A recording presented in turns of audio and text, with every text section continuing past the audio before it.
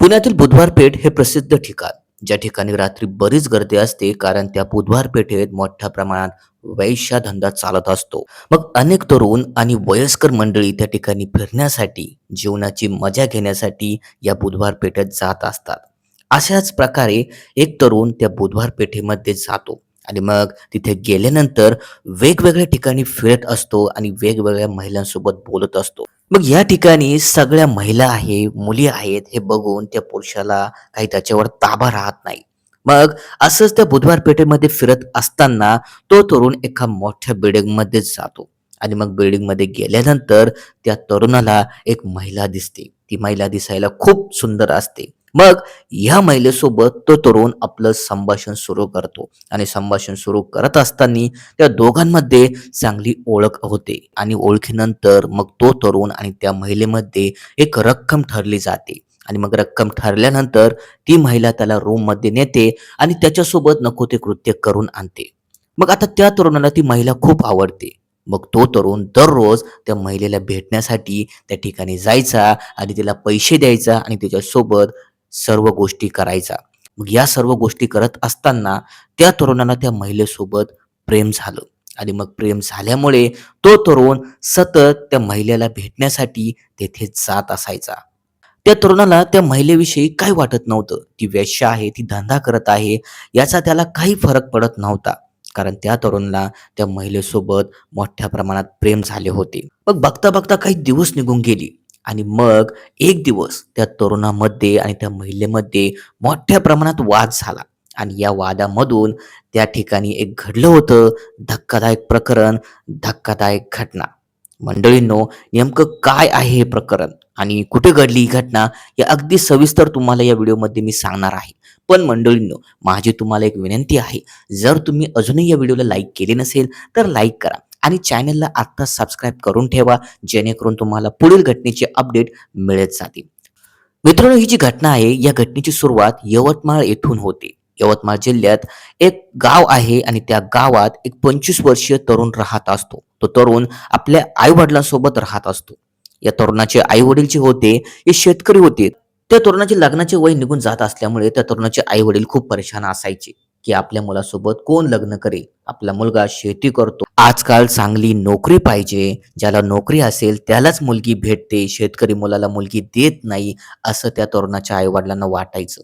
मग आपल्या मुलाने पण नोकरी करावी, नोकरी केल्यावर त्याला चांगली मुलगी भेटेल म्हणून त्याचे आई वडील त्या तरुणाला पुण्यामध्ये पाठवतात.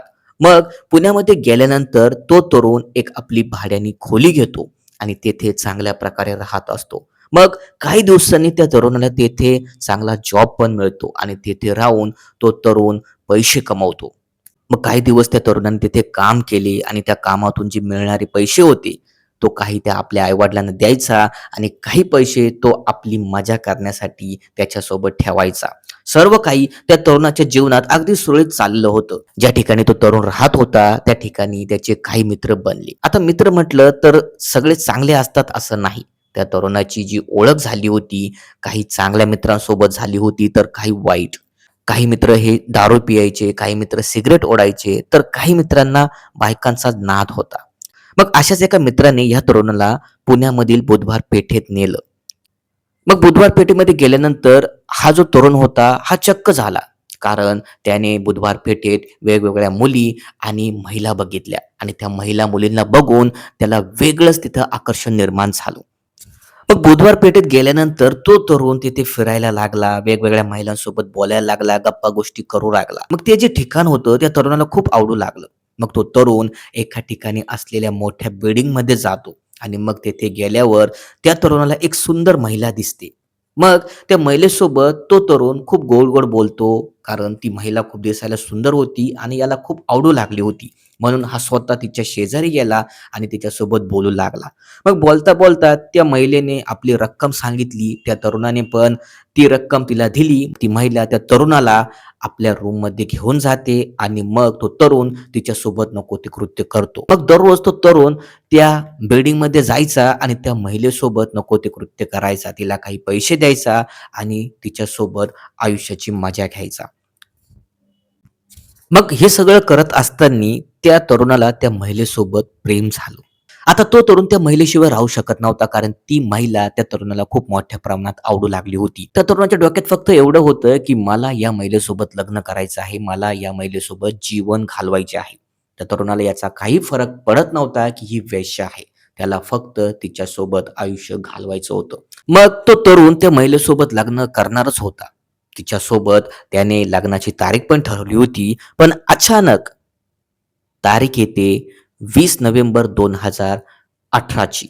मग ह्या तरुणामध्ये आणि त्या महिलेमध्ये या दिवशी खूप मोठ्या प्रमाणात वाद होतो. मग वाद इतक्या मोठ्या प्रमाणात होतो, की हा तरुण त्या महिलेला इतका मारतो, की त्या महिलेचा तेथे जीव जातो.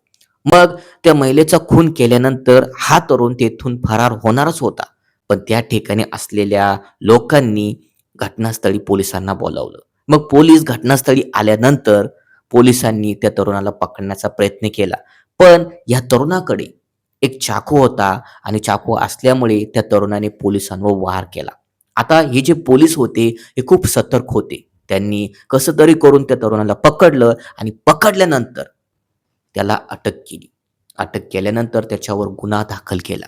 मग दुसऱ्याच दिवशी त्या तरुणाला न्यायालयात हजर केलं आणि न्यायालयात हजर केल्यानंतर त्या तरुणावर कारवाई करण्यात आली.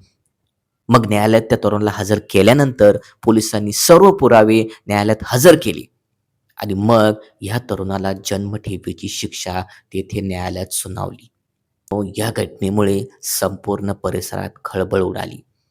मित्रांनो, तुम्हीच बघा, समाजात अशा प्रकारच्या घटना घडत आहेत. तरुण मुलं ह्या मुली महिलांच्या नादी लागून आपल्या जीवनाची राख-रांगोळी करत आहे. या घटनेमध्ये तुम्हाला समजलंच असेल, एका तरुणाने एका वैश्यासोबत प्रेम केलं आणि त्याचे परिणाम त्याला तेथे भोगावे लागले.